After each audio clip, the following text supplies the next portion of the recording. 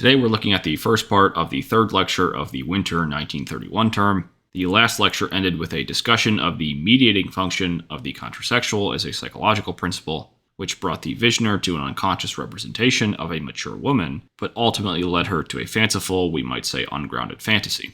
That is the nature of the mind and the unconscious. Functions and principles are represented as being separate people, seen most clearly in those spiritualistic experiences of ghosts of aunts or uncles, or anyone who has died but still live in the psyche of the individual.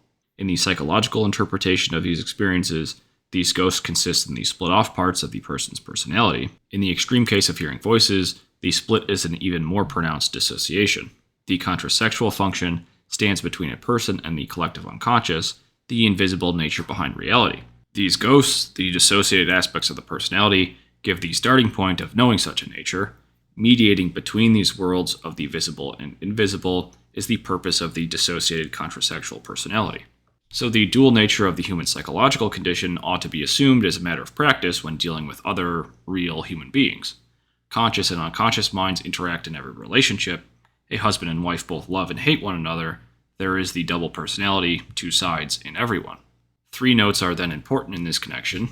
First, in real relationships, the contrasexual personality must be, Jung says, placed behind one's back, between oneself and the unconscious, and not between self and object, lest it distort the object relationship. Second, the relationship between two unconsciouses is, for a given person, just that person's relationship to the collective unconscious.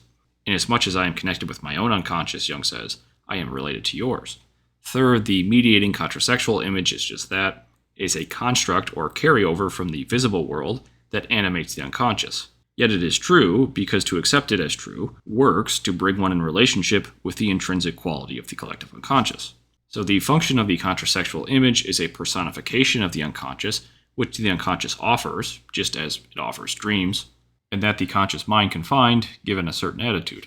Jung goes on to suggest that the awareness of this mediating factor is one that can be achieved with what he often calls a certain lowering of consciousness away from the more recent evolutionary adaptations of concentration and active thinking to a mere, he says, passive awareness. When consciousness is in this type of awareness connection with the collective unconscious, a person finds that everything is right with the world, that things are just as they ought to be, in harmony.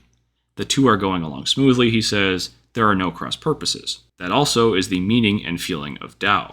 So to conclude, in this first part of Lecture 3, Jung connects the contrasexual image to one's relationship to an invisible world shared by all people, even across time. And he suggests that the successful connection of the conscious mind to this unconscious world may provide a harmonious way of integrating attributes of the split-off parts of the personality.